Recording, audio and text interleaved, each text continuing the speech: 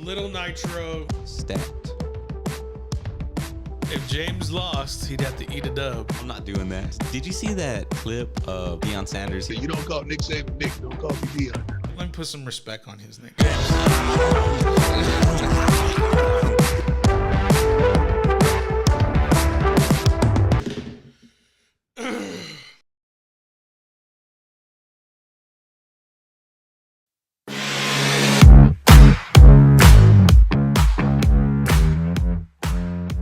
Welcome, everybody. It is the Paul Rodriguez Show. A little bit of a late start, but we're getting into the mix. Fantastic week of sports throughout the sports universe. Lots of upsets, lots of wins, lots of victories. My Bobcats came up short in men's basketball. I think University of Texas celebrated a championship on the women's side of basketball. Fellas, it's been a great weekend. To me, this is the weekend before things start getting absolutely nuts. March Madness is on its way. College basketball had conference championships. Then we got the combine this past weekend throughout the last 4 or 5 days. XFL's kind of doing its thing, flying underneath the radar. But the draft is in about a month, probably about 2 months, I would say, because it's at the end of April. The NFL, there's signings going on. Franchise tags are being designated right now. People are getting signed to teams that we kind of talked about on this show that made a whole lot of sense. Papa Romeo, shout out. Yes, finally. But the man in the building, producer James, is here. He's going to be doing some Yoda-isms, maybe, just kind of taking a little bit from his shirt. He got the memo to wear black. Wes Washington and the man, the DF Dub. A little bit of tears for your Mavs last night with the Suns pulling out a victory. That may have been Saturday. I'm not quite sure. He can roll his eyes all he wants. But at the end of the day, he got the memo too, because all three of us, ladies and gentlemen, are wearing black. I'm just going to just let it go. Wes, how you living, sir? The man, the DF Dub, producer James in the building. Good, man. Good. Excited, man. I can feel it in the air. It's March Madness time, dude. Really excited about it, dude. That first weekend, man, it's something special, especially when the little guys got a chance to play against the big guys, man. I don't think there's any other really any sport like it where you get to see stuff like that. So I'm excited. I love it. It was a fun time this weekend. I didn't watch a lot of basketball. I got to watch the Houston Cougars, the #1 overall team, take on Memphis a little bit. Had some trouble, was able to pull it out the very end. I think they got the last second bucket. So they were able to pull out their victory. I want to say, that's Conference USA, I believe. I could be wrong. The Houstons are going to go to the Big 12 next year, so it's all good. But lots of teams in Texas playing really well. Razorbacks, I think, how did they fare in the tournament? Not so well for the SEC. It's just going to be a letdown for you, just like football. It's okay. We'll talk about the Hogs later on. But, gentlemen, the combine was this past week. Let's not bury the story and get to the lead. Mr. Carr is now a Saint and $100 million richer by signing with the New Orleans Saints. Is this the best move for Carr? I don't want to say David Carr, but this is Derek Carr. This has got to be the best move, I think, for him. Going to a younger team, I think he's going to have more of a leeway, a little bit more of a leash that he had in with the Raiders. I almost said Oakland, but I don't want to disrespect Marshawn. But with the Raiders, right, I think this is a new system, second-year coach, young receiving core. I think Chris Olave is going to work wonders with him, building that relationship with Carr. And then, of course, Kamara, as soon as his legalities settle, I think they'll be able to have him back if there's no suspension levied. I have a feeling his representation may try to extend it as well. But, Wes, let's talk about this, man. Carr to the Saints, $100 million fully guaranteed, up to $150 full value of the deal. Only 4 years. Lots of money spread around right now with the Saints. Yeah, I think that's his best move because, I mean, you're getting out of the AFC West where you don't have to see Mahomes and Herbert, twice a year. True. You're getting into the NFC where you're basically automatically probably a top 5 quarterback in the NFC because they're just weak at quarterback in the NFC. Right now, who do you got in the NFC? Aaron Rodgers and for now, I guess you could say Jalen Hurts. Yep. But after that, man, it falls off pretty quick. So, I mean, I think that was his best move. I don't know if it was the best move for the Saints, but I mean, it's definitely you're doing it better because you're getting rid of the crab leg king Crab Leg King. well, I guess you still keep him. Or, I mean, I don't know if you keep the crab leg king or you keep Andy Dalton. I guess you keep Andy. I don't. If flip it was, a coin. It don't matter. well, if it was me, I'd rather have Jameis. He's got a bigger arm. I think it's more. He's a better insurance policy than Andy Dalton. I'm just going to leave it right there. I just couldn't listen to him though. If I was the quarterback coach, if I was the offense coordinator, that'd be the first person I would want gone because I just get tired of listening to that dude talk. Yeah, I don't disagree with you at all. It's kind of like an annoying cousin or one of those distant family members who is just going to be annoying, and you got to like kind of talk to him and hang out with him anyways, and so you do the best you can. But he's that guy. It's got to be kind of a weird quarterback room, especially with a guy like that. But I think maybe you have to be goofy if you're going to be doing that many weird things in college. I think maybe that's just the way you turn to it because of how much ridicule you're getting. Now that Derek Carr has signed with the Saints, that leaves the door open for the Raiders. The Raiders are, of course, one of the teams trying to vie for the services of Aaron Rodgers. Although the Jets, I think, are the team leading with that campaign. In addition to the Packers, I think it's going to be one of those three teams. It's going to be Green Bay, it's going to be the Jets, or possibly the Raiders. If it was me, I think Aaron would make a lot more sense if he went to the desert and joined the Raiders with the plethora of talent that they have. But look, Aaron likes attention, and he's passive-aggressive about it. I can see him playing with the media in the Big Apple a lot better than he would with the media in Vegas. But to me, Green Bay kind of makes sense. James, I know you talked a little bit about this on your show. I'd love to kind of get your thoughts. I think, is Green Bay fed up with Aaron's length of making his decisions? Is it kind of turning in a little bit of what Brett did in the final years that he was in Green Bay?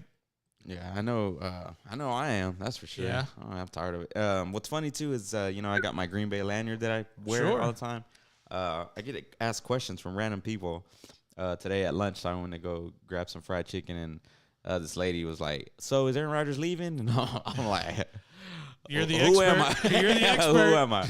I told her, I said, "Well, I hope not, but let's just hope this comes to a conclusion, sooner than later." So has anything come out in the Green Bay grapevines about his hiatus, his 4 nights in the dark? I'm not sure how that kind of went down, but I'm sure we'll hear about it. I'm pretty sure on a podcast here or there. Do you think that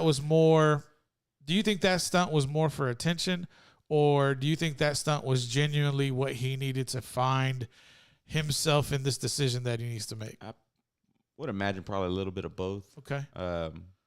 He's taking these whole things that he does in his personal life a little over the edge. Eccentric. I can't even say the word. These past few seasons. So, I don't know. He was on a podcast recently. I just went ahead and swiped through. I don't care. Didn't even waste your time with it. No. Wow. Yeah. Do you think that's the feeling right now in Green Bay where they're just done with Aaron until he makes his decision? It might be. Maybe for the majority, yeah. I feel like.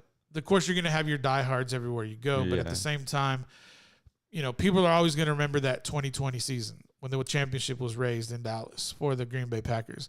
Wes, who do you see and where do you see Aaron making the most sense? Where would he land to benefit not only him, but also kind of he's looking somewhere to cement his legacy. Wouldn't you assume he needs another ring to do that? I don't know, especially if I'm the Packers, man. Aaron Rodgers kind of like that. You're dating that hot chick and she keeps threatening to leave you. And so finally you're like, you know what, Rod, here your walking papers, beat it.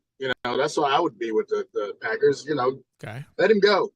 You just get tired of dealing with it. But Aaron Rodgers, maybe the best place to go might be like, say, Tampa Bay. Just because why would you want to go to the AFC West? Why would you want to have to deal with playing Mahomes and Herbert and all that kind of stuff? But, the Raiders have some talent around them, but I think you would probably try to, like I said, go to Tampa Bay, maybe go to maybe go to the Jets. Maybe you're just only dealing with, but you still have to deal with the Bills, and you still got to deal. We're trying to get through that AFC of the Bengals and Chiefs and all that kind of stuff. I think the NFC is it's an easier road.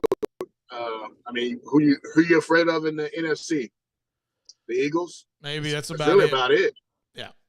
So I would, if I was him, I'd go to the NFC. But also if I'm the Packers, man, I'm it's like beat it. It's just too much of a headache. Yeah, you're good, buddy, but you're killing me. And we got to start thinking about our future. Because he ain't gonna be there forever. So I'll just move on, man. Move on. And like I said, maybe Tampa Bay, maybe that'd be a good spot. Carolina would be somewhere nice, but I really would go to the NFC if you can find a team, or stay in Green Bay and torture them for another year. Well, you got to keep this in mind too, Wes. Not win anything. You got to keep this in mind too. The Packers get a say, and I don't think they're going to let him go to any team in the NFC because they don't want to see him. They don't want to have, by chance, get into the playoffs, sneak into a playoff at the 7th seed, and then they have to face Aaron maybe in the first round if he did wind up in the NFC. Because if he does, he is most likely going to be on a team where he can take them, as long as he has one number one receiver, he could easily take them to a 3rd or 4th round seed in the playoffs, which you would have to kind of face the 7th round seed. Now, in my opinion, if Aaron went to New York, I don't think he wants to be cold anymore. He's going to be 40 this year. And if that old body thrown in the wind, now can he take it? I'm sure, but 2 years ago, it was a toe. Last year, it was his thumb. Doesn't it make somewhere to go to a climate that's going to be a little bit more easy on the body, play in a dome, have a familiar face on the wideout, have the number one rushing running back in behind you? That meanwhile, you got an absolute freak at tight end with Darren Waller. Then you got Mr. Reliable over the middle from Clemson.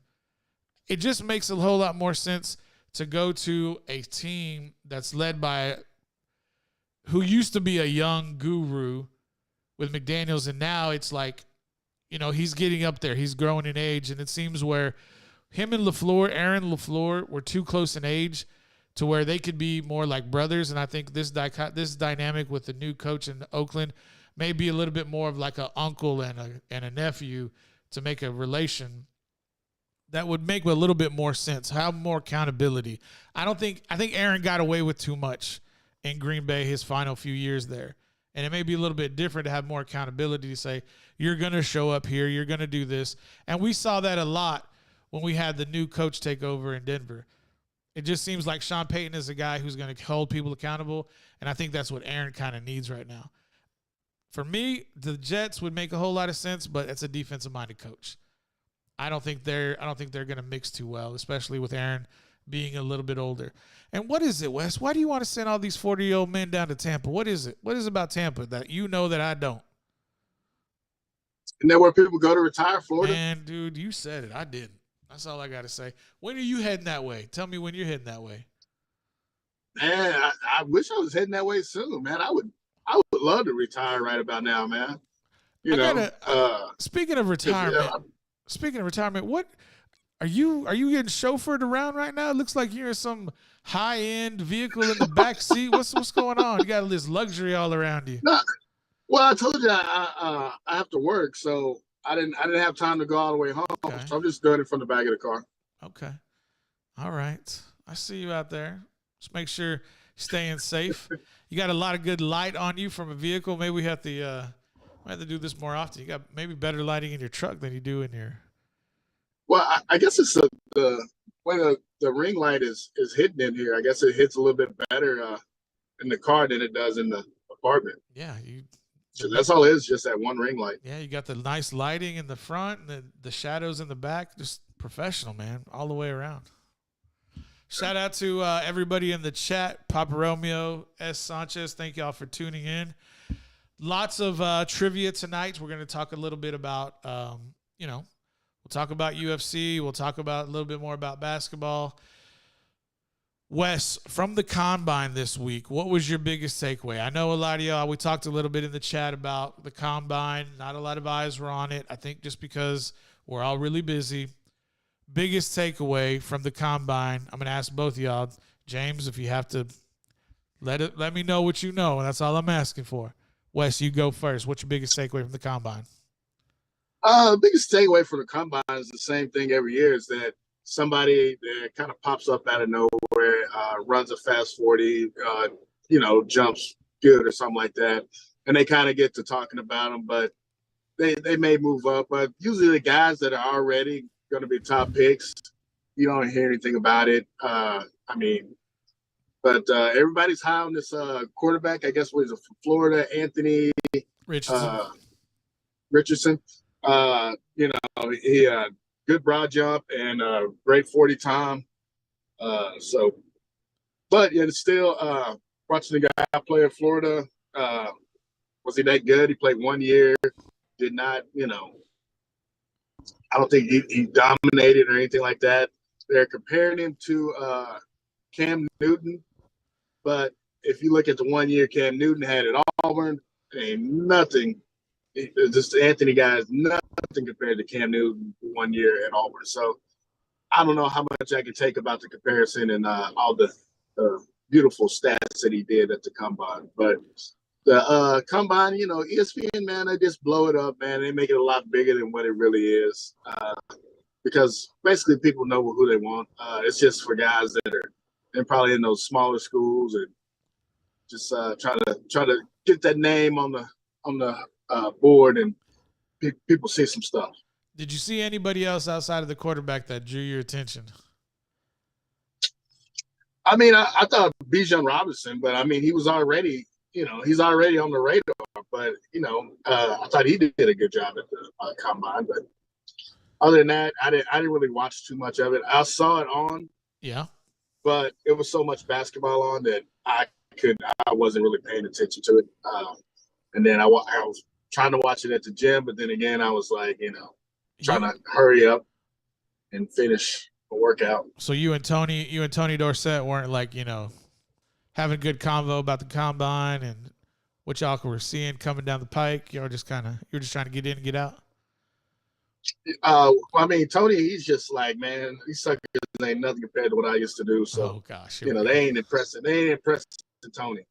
No, that's true. Tony's a Hall of Famer. Did fantastic at Pittsburgh. Did tremendous with the Cowboys. For y'all that don't know in the chat, Wes Washington and Tony Dorsett do work out together in the same gym. They're just not gym partners. I just wanted to leave that out there real quick. We respect each other's space. There's nothing wrong with that. We work out together. We're gym partners, but we just respect each other's space. We don't want to crowd each other. It's hot in there. Listen, man, I get it. Premier athletes don't need to be too close together because, the energy might just be too much for the world to handle. I get it. I understand. I appreciate that. James, anything? I did not tune into the comment. It's all good, man. It was a long week. I get it. I totally understand. People who rose on my board, I like Will Levis. I think he's a big body. Something surprises me. Bryce Young was a little shorter than I expected. He did come in at 204 pounds, but his hands were under 10. That's a little bit nerdy, right, about the quarterbacks. But, I could see Will Levis easily going to a team that could – I think he fits right in the mold for Indianapolis. If I was Indianapolis and I'm their owner, Todd Irsay, I'm just saying I'm going to stay right where I am.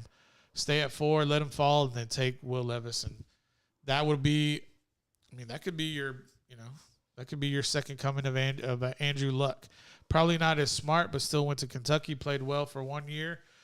Big body, big arm. I think he had the biggest arm of the combine. I think he had 59 miles per hour for throwing a football, which is kind of tough to do.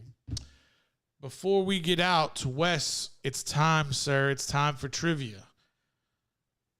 I need to know. All right. Are you going to pick a hard one or like a medium one? What are you going to do?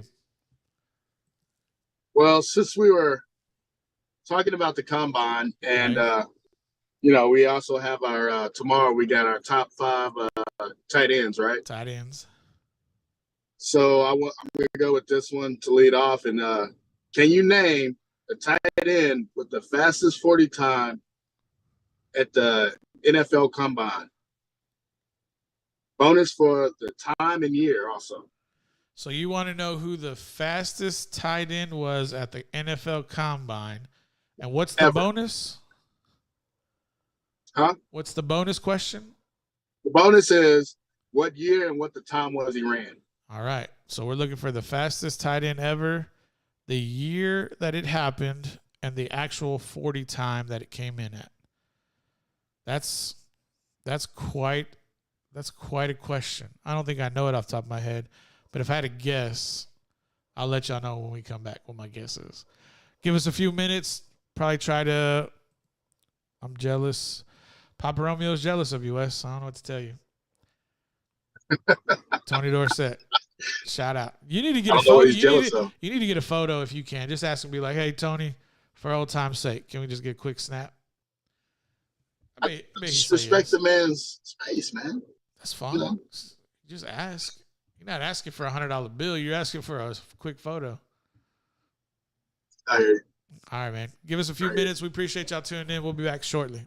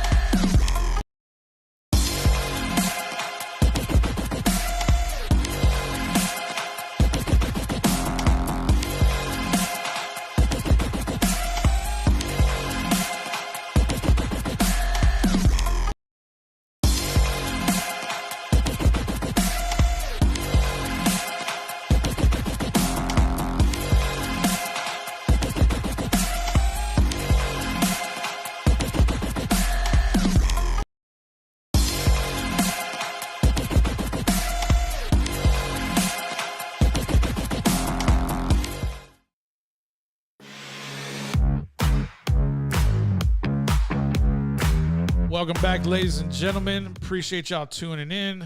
Let's get back to the trivia. The trivia question before we went to break was, who is the fastest tight end clocked at the combine? And for the bonus question, what was the 40 time and what year was it in? I'm trying to see if there's anything in the comments. I'm gonna give it a couple moments just because, you know, we're a little bit on a delay. James, I think you may know, but if you had to guess, who are some fast tight ends you could think of from from back in the day? I'm thinking Tony G, right? Tony Gonzalez, maybe. Yeah. Kelsey. Gronk's big, we a little slow. Was Gates fast? Antonio Gates had the hands. Yeah. Him and Tony Gonzalez were basketball players. So those are some other names. Is it Devontae Walker? The guy in Tennessee.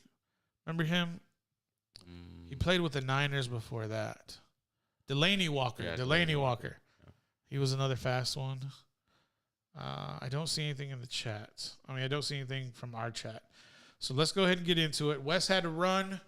He is mobile right now, so we don't want him to talk to us and be behind the wheel. We want him to be safe. So I'm going to go ahead and provide the answer. I'm pretty sure somebody who's watching this, like, on the what are we going to call it? Not live, on the regular broadcast. It's probably like, oh, it's this. It's like, yeah, you probably got it right if you said Vernon Davis out of the Maryland Terrapins in 2006 ran a 4.3840. 4.3840. Okay. There were DBs who were running 4.38 who probably didn't weigh as much as Vernon Davis. And I'm kind of curious now to kind of think about it. Vernon Davis's combine. I'm just going to plug it in real quick and see what Google tells me. I just don't want it to bring up the fight between him and Michael Singletary. That's what a lot of people probably like, you know, what about this? Combine.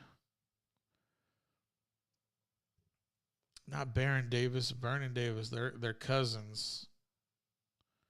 Vernon.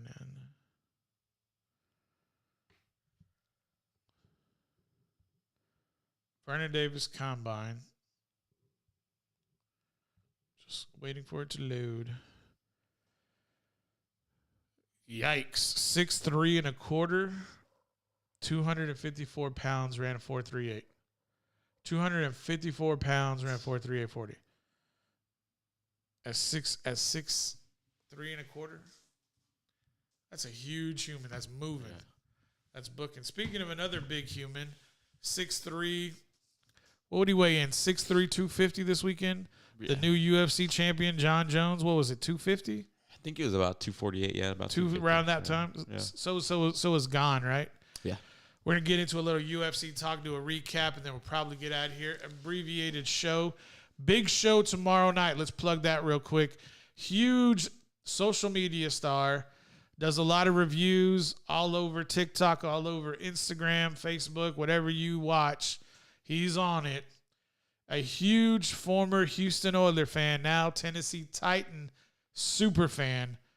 Tomorrow, you'll get to have a conversation with, I can't really say his full name. I've been told don't say his first name for whatever reason.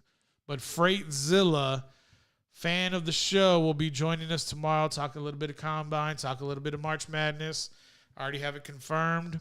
I already have over 1,000 views of the post announcing that he'll be joining us tomorrow. I'm pretty sure we're getting some traction from his end as well. Thank you to the algorithm. If y'all want to, put this show to 1,000 views, we'd love that too. 1,000 subscribers. Just let me know. I'm trying to make some moves here, people. But getting into it, a new champion, new women's flyweight champion as well. Alexa Grasso from Mexico beat Shevchenko. Yeah. Tear in my eye. Okay.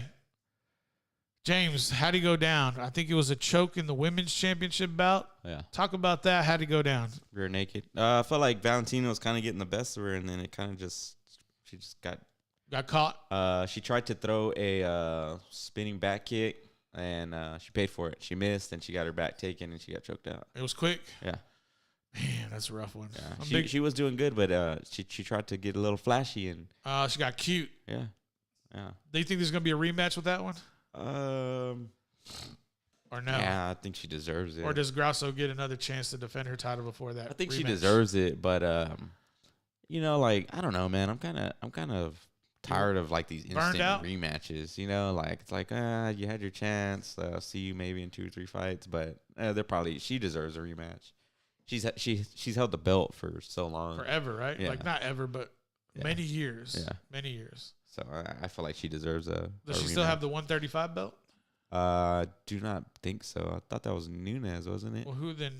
So what belts? I thought she had 2. I thought Shevchenko had 2. Because no, she just holds. I think that was the 145. Okay.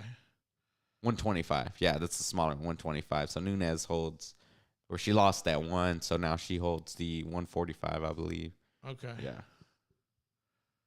Lots of belts. Too many belts to kind of keep track of. Another big belt, the UFC.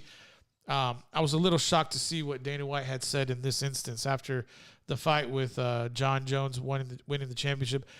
Was it just skill with him? Mm-hmm. I saw that was another choke. Was Gane just like unprepared for that type of skill set? Yeah, John's too good. I saw it coming, and I was arguing with a friend of mine. I just wasn't real excited for him to fight. Gane, like dude, like. I mean, and then I'm like, who has he beat? You know what I mean? He hasn't beat anybody except Derek Lewis. Yeah, which not doesn't mean a whole lot right now. Yeah. Derek, we love you. Love to come on the show, but we understand. So, yeah, I mean, he paid for it. It was like a minute and a half, maybe. It was quick, right? Yeah. I kind of saw the highlights of it, and I was just like, this looks like 2004 UFC, where there were dudes in there who knew how to who had a sophisticated skill set. Going up against guys who are pretty much brawlers. Yeah. Gane looked totally surprised and just overwhelmed. Unprepared. Yeah. I mean, it's John Jones, Absolutely. I shared my post. I was like, people forgot. It's been 4 years. People forgot how good he is. Do you did it look, well, he really didn't get to go into deep waters, but who right now, do you think Stipe can take him into that 4th and 5th round and test his durability, test his endurance? Yeah. Because Stipe looked real skinny Saturday night in his interview. Is that just the way he is? Because, I mean, he's a big man as well. And John Jones, I gotta be honest with you, man. Like, big boys recognize big boys, and you could see the top part of his abs, but the lower part, I'm just saying, like, he ate well during camp. It looks like. Yeah. I was, he took 3 years to do it right. And I was like, dude, you look like you just had a good dinner last night, bro.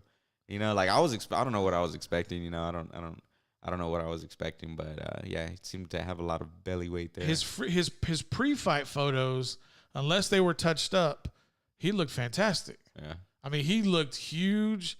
He had a big upper body. He looked fit, but then that night, maybe it was just the way the angle was. Definitely cameras, y'all know, cameras can make you or break you. Yeah. But for him, he didn't really get to test his endurance much, and I'm kind of curious to see how Stipe, because it looks like right now that's going to be the next fight. Yeah. Him and Stipe probably in what, end of the year? I think they're looking at July. That quick? Yeah, I mean this was a quick fight. Yeah. So what would you see? How could you see John Jones going into this fight? What's he weighing in at? I think he'll probably do the same. 240, 245. Okay. I think so, yeah. So you don't think he'd be in like the 230s? No, I don't think so. Okay. Yeah, I think he feels good where he's at right now. But what about the endurance? That's kind of what I'm thinking about. It's like that's a lot of weight to carry when it's only been on your frame routinely for 4 years, 3 or 4 years. Yeah. You think he's acclimated to it? I mean, that's most as he's gonna get. I believe so. Right. So it'll be good. Stipe, greatest heavyweight of all time. Greatest of all time. Heavyweight, yeah. DC, no respect. Yeah, but I mean, Stipe has the most heavyweight title defenses. Okay. I think that was like 4 or 5, I believe. All right. Yeah. I mean, DC, one of the GOATs, pound for pound, in my opinion, all overall. Time? Yeah. Never beat John Jones. Never beat John Jones. Yeah. Even though John Jones was dirty. Yeah. Right. Yeah, I've seen a lot of, back and forth. Yeah, I mean, there's 2 weight classes going from light heavyweight to heavyweight. I know, DC, but I mean, It's John Jones, man. Like he has like 14 title defenses, I want to say.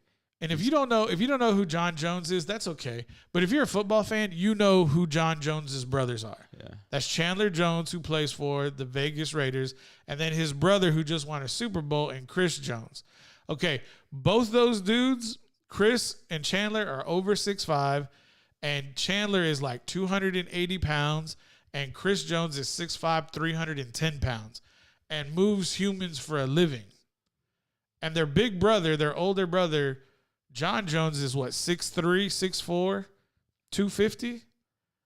And they make John Jones look small. And John Jones is an absolute just weapon of a human being. Yeah. Arthur Jones? Arthur Jones. That's another brother? Another one, I believe so. Who's the oldest, John or Arthur? Arthur is 36. So he's older than John. Yeah. Or no, John is how old? 37?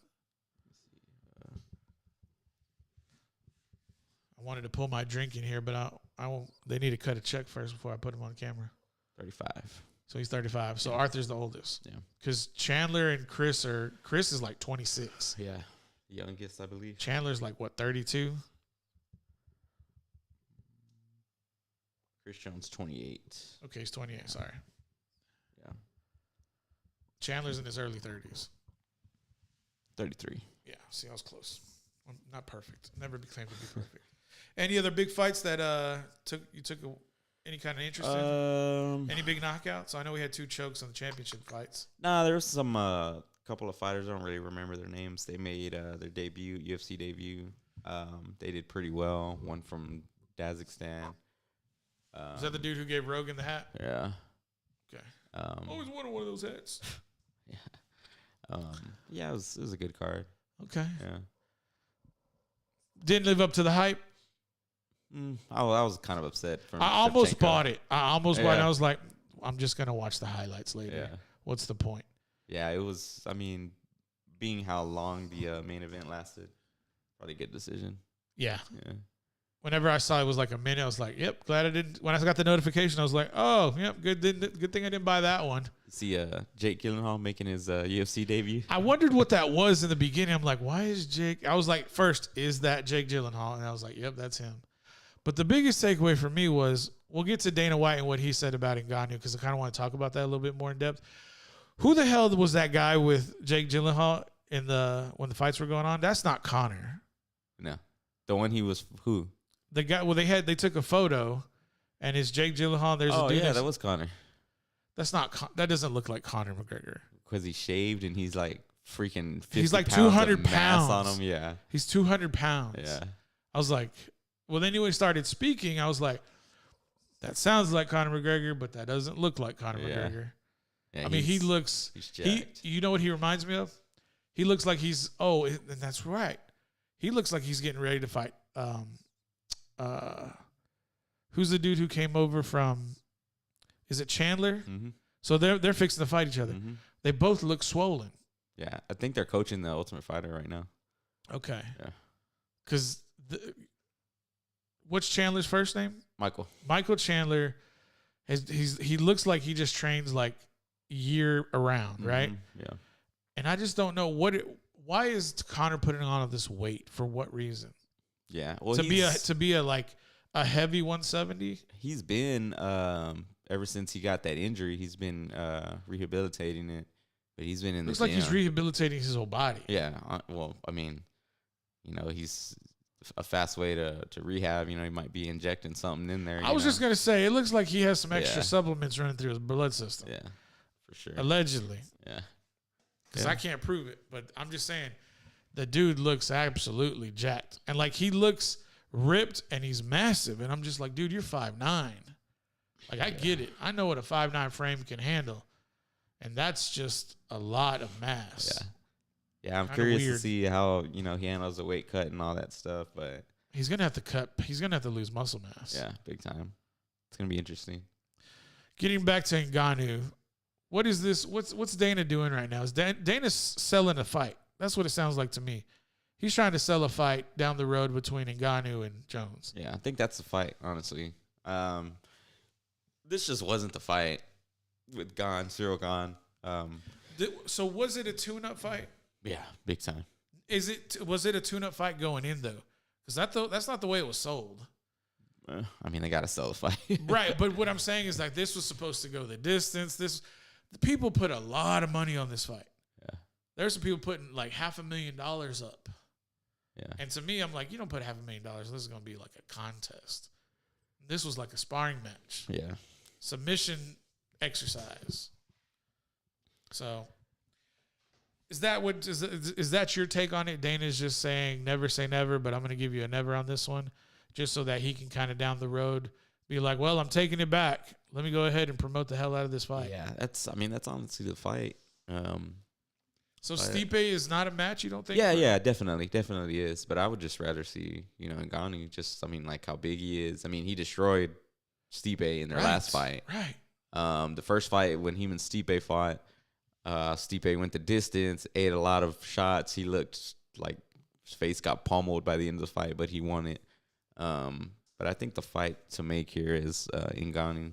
Of course, the obstacle is money here, and he's not in the UFC anymore, so it makes it a little more difficult. But that definitely is the fight. That's what I want to see. But I'll watch Stipe, but I think John Jones is going to get the best. Take care of business. Yeah, for sure. Yeah. How do you see Stipe winning if that matchup gets done and the contracts are signed? Yeah, he's got to take him down, pummel him. But Stipe's got to take Jones down. Yeah. But how do you do that with a world-class jiu-jitsu? Exactly. Yeah. And wrestler and all that. Yeah, it's that's why it's gonna be a task. And then the other thing too is like Jones is as long as he has the same length as Stipe, so that's not an advantage. Yeah. And I think John Jones has more power than Stipe. Like, I think he probably doesn't have the same power as Ngannou, but it's probably pretty damn close. Yeah. Yeah, I don't know. And then the leg kicks on top of it. Yeah. Yeah, he's overall good. But we'll see. We'll see what Stipe does. So people did forget, you think, with Jones? Oh yeah. They forgot. Yeah. Now they're coming back. Yeah. Yeah. Just needs to stay off the street medicine. Yeah, stay off the street. Period. Stay off the street. Yeah, stay off the street. Period. Yeah. Shout out to Wes Washington joining us in the chat. Dana White not getting any punishment for. Okay. I don't know, Wes. Wes being Wes. You're gonna have to ask ES. You're gonna have to ask the leader. I'm not gonna say their name either. They ain't cutting any checks. Y'all cut some checks. We'll talk about you. But until then, no, it's just not gonna worry about it. Yes, the leader was. I don't know. James, been a good show. We're gonna wrap this bad boy up right now. Like I said, plug tomorrow. Freightzilla joins us in the 8:00 hour. Hopefully, we'll be on before then. We appreciate everybody tuning in. Papa Romeo, S. Sanchez, and Wes Washington. He sometimes goes by John. Big John. I wonder if people really called him that. Just Big Nasty. Yeah. It's funny. So we're going to get to talk a little bit about Wes tomorrow. There's going to be some storytelling. I hope you're tuned up for that one. Yeah. I'm going to be, of course, I said, I'm going to ask the question I want to ask. I need to hear the story about how something happened. Apparently, there's this crazy story that Freightzilla, had an incident that embarrassed Wes Washington. We're going to get to talk about that a little bit tomorrow. So tune in, 8:00. We'll be going live around 7:30-ish. Make sure everything's in line, tuned up, ready to go. We appreciate y'all tuning in. James, before we get out of here, you want to talk to people something? Tell the people something? Just tune in tomorrow. Join us here tomorrow. It's going to be a fun show, I think. Yeah, I'm looking forward. We haven't had a guest in a while. Yeah. Long while. Probably like over a year. We start getting back in the habit of that. I think I'm going to start trying to get some people in here, do some, mix it up a little bit, see what people like. Huge Tennessee Titan fan. This is kind of weird because I have a lot of friends and family who are Houston Oilers, like diehard, like still upset about the Buffalo Bills beating them in the 80s playoffs, late 80s playoffs, right? So I'm going to kind of see if I can throw a little jab about that about tomorrow. I want to see, it's like, hey, man, so have you forgiven Warren Moon yet? Like, hey, what's going on? Do you still hate Jim Kelly? Like, Do you forgive him now that, he's overcome cancer? I'm going to ask those kind of questions. I want to see what he says. He might show up and dunk on the show. I don't know if he's going to dunk on the show, but he's definitely going to talk about something that he dunked on someone who may possibly come from the show. If y'all can put it together. Tune in tomorrow, and I can't wait to see somebody's face whenever that story is being told. So I'm going to tell you, James, might have to click a certain button to let that story be told uninterrupted. I have my mute button ready. Oh, Lord, here we go. Thank y'all very much for tuning in tonight. As always, love yourselves, love your neighbors. We appreciate y'all. We'll see you tomorrow.